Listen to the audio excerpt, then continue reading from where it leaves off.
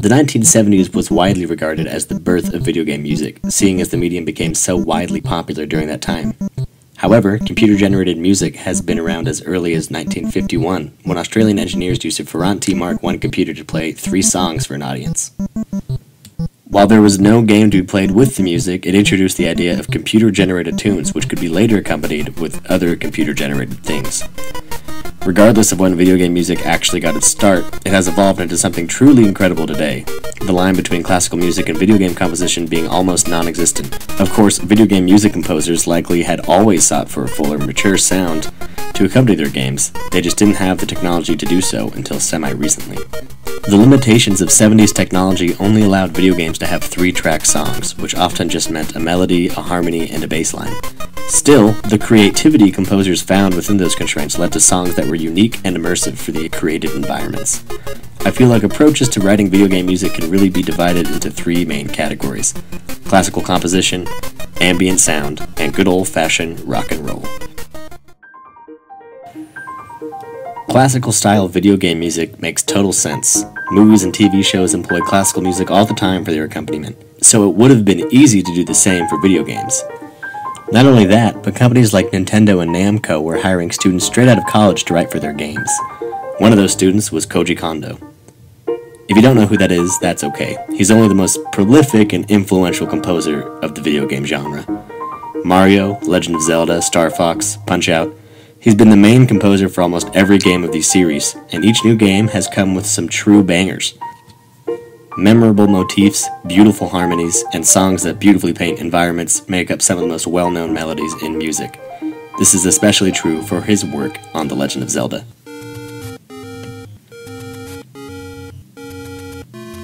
It's even easier to appreciate his achievements with The Legend of Zelda now. In 2012, Nintendo released a soundtrack of orchestrated versions of songs from the Legend of Zelda series for its 25th anniversary. Have a listen to the same song played in the previous clip, but orchestrated. It really sounds like something straight out of an orchestra pit, maybe because that's what it was originally written for. Today, fully orchestrated songs are almost commonplace in video games, from games like Skyrim, God of War, Call of Duty, and Super Mario Odyssey, adding greater depth, character, and feeling of accomplishment to these great games. But what if you don't want to give a feeling of accomplishment to the player? Maybe you just want to make them feel uneasy whenever they hear a certain tone or sound. That's the idea behind this next section, and that's what Hirokazu "Hip" Tanaka's goal was when he scored for the original Metroid. Tanaka said he wanted to make a score that was as if the player was encountering something living, giving the idea that the sounds the players were hearing were what the game world actually sounded like.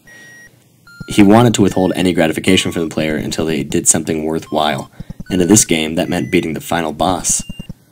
Only then would a player hear a melodic theme to give the player a sense of accomplishment or achievement. To this day, games in the Metroid series have used the same formula and approach to their music, even though Tanaka hasn't written for the series since the original game. Games like The Last of Us or even Luigi's Mansion have employed this perfectly.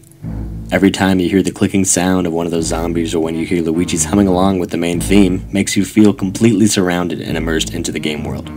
While some of the influences behind this idea could have come from the music in thrillers like Jaws or The Shining, it seems a lot of this influence comes from the world-building idea behind video games. Rather than having music accompany a world, these types of compositions are music that is a part of the world. Now, perhaps the least recognized, but still quite common form of video game composition are the songs that just sound like popular music when you boil it down to the basics.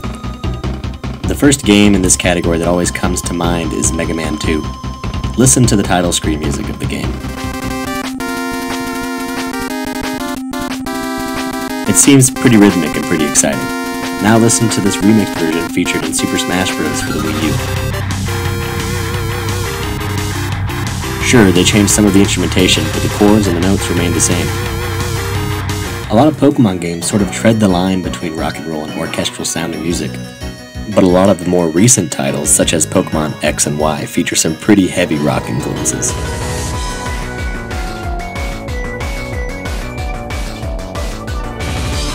It's not exactly complicated, but the songs are super catchy and seem perfect for a fighting game. The point behind this video is to help you appreciate video game music as a true art form.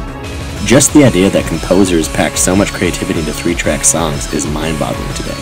Now some of the songs being written for even the most out-there games are profoundly brilliant and deserve more attention. And these points I've talked about will hopefully help you recognize the genius behind it all.